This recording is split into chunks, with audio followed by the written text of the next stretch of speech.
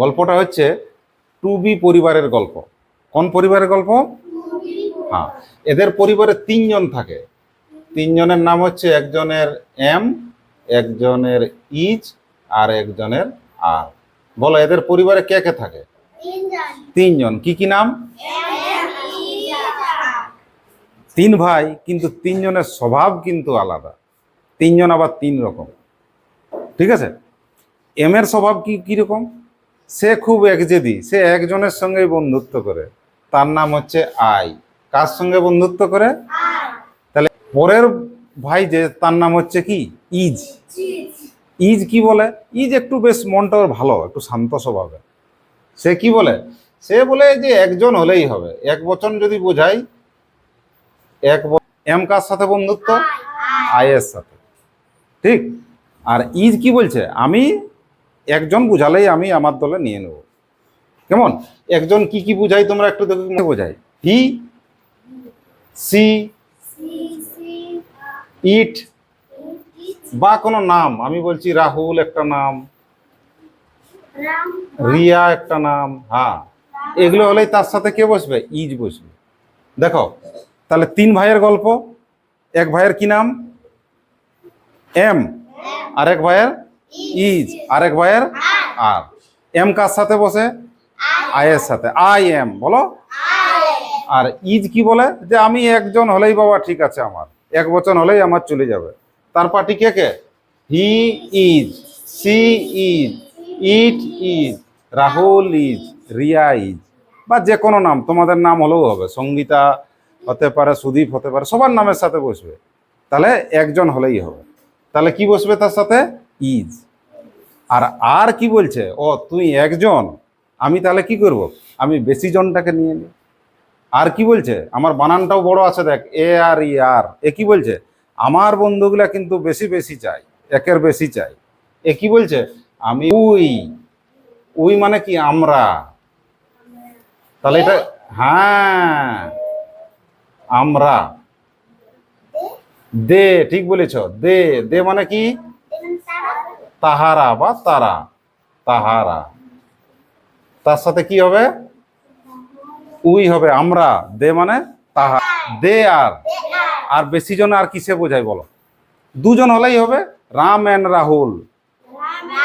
বা ধরো তোমাদের সবাই, উই আর, দে আর, তার সাথে কি বসছে? আর। বা দুজন হোক, তিনজন হোক, চারজন হোক, রাম শাম যদু, তিনজন হয়ে গেল, তখন কি বসাবে? আর। আর একজনের কথা কিন্তু বলতে বাকি আছে এখনো, ইউ। কে বাকি আছে? ইউ মানে কে জানো বলো? হ্যাঁ, বাহ বাহ বাহ, ঠিক বলেছ। ইউ মানে তুমিও হয়, তোমরা। আমাদের গল্পে কিন্তু এইখানে একটা মজা আছে। ঠিক, কি মজা বল দেখি। এই আরের একটা বিশেষ বন্ধু আছে, সবার একটা বেস্ট ফ্রেন্ড থাকে না, ভালো বন্ধু। তো আরের বেস্ট ফ্রেন্ড হচ্ছে ইউ। আরের বেস্ট ফ্রেন্ড কে? ইউ। মনে থাকবে? ইউ মানে তুমিও বোঝায় আর তোমরাও বোঝায়। তুমি বলতে একজনকে বোঝায়, আর তোমরা বলতে আরো কিছু বেশি জনকে বোঝায়। তাহলে সেই জন্য আর কি বলছে? ঠিক আছে, ইউর একটু সমস্যা আছে, তো তাহলে ইউকে আমি আমার দলে নিয়ে নিচ্ছি। তাহলে ইউ কার দলে পড়ে গেল? আর এর দলে পড়ে গেল। বোঝা গেছে? ছিল ইজ আর। এম কার সাথে বসে? আই এম, তার একটাই বন্ধু। ইজ কি বললো? যে একজন বুঝাবে, সব আমার দলে। He is, she is, it is, বা যে কোনো নাম যদি হয়। আর কি বললো? যদি বেশি জন বোঝায়, বেশি সংখ্যায়, তাহলে কার দলে? আর এর দলে। তখন হবে উই আর, দে আর। বুঝা গেছে? Present continuous tense. বলো। প্রেজেন্ট মানে কি? বর্তমান, এখন। প্রেজেন্ট মানে এখন। দেখো এইখানে একটা কথা লিখেছি, কোনো কাজ এই মুহূর্তে বা এখন চলছে। কেমন চলছে? এখন। এই যে আমরা পড়ছি, এখন পড়ছি তো, তাহলে এখন যদি বোঝায় বর্তমানে, এখন চলছে।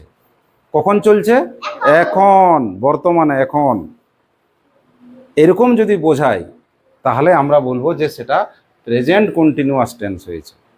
কখন চলছে কাজটা? এখন চলছে। চিনবো কিভাবে? চিনার উপায় আছে, দেখো। যদি এই ক্রিয়াপদের সাথে ছি, ছো, ছে এবং ছেন থাকে, ছি কি কি থাকে? ছি, ছো, ছেন। দেখো একটা বাক্য লিখেছি, আমি ভাত খাচ্ছি। দেখো এখানে কাজ কে বোঝাচ্ছে? খাচ্ছিটাই। শেষে কি আছে? ছি আছে, চিনা গেল। সে ফুটবল খেলছে, শেষে কি আছে? ছে।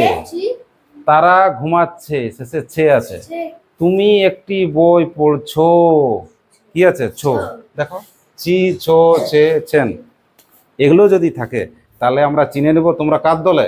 প্রেজেন্ট কন্টিনিউয়াস টেন্সের দলে। এবারে হচ্ছে সবচেয়ে ইন্টারেস্টিং জিনিস, সেটা কি?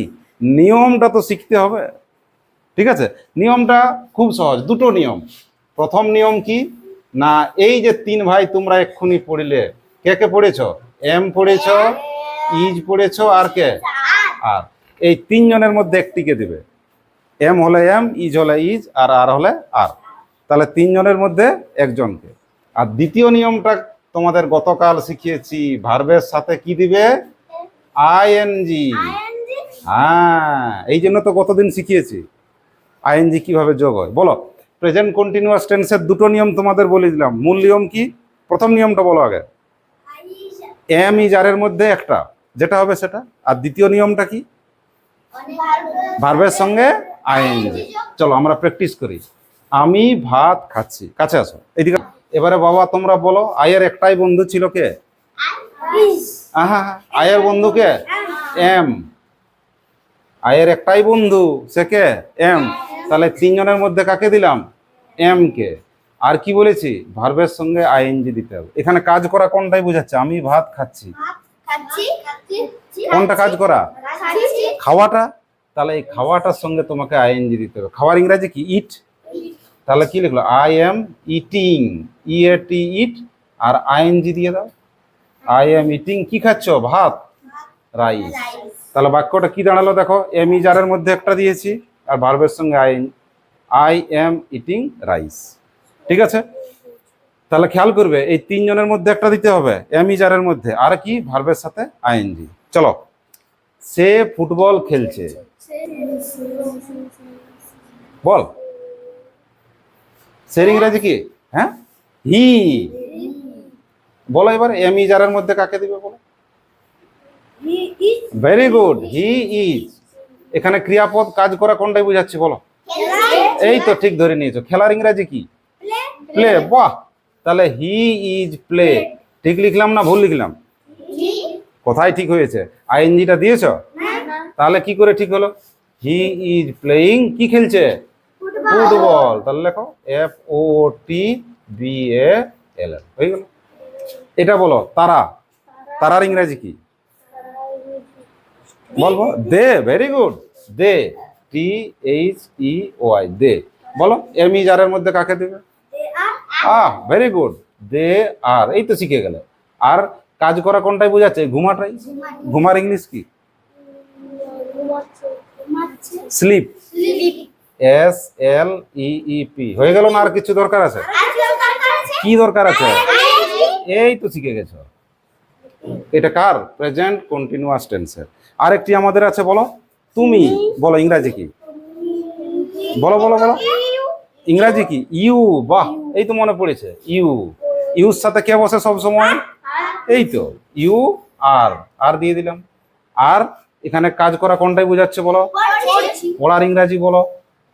Read. Very good, R E A D. হয়ে গেল না? আর কিছু কি দিতে হবে? এই তো সবাই শিখে গেল।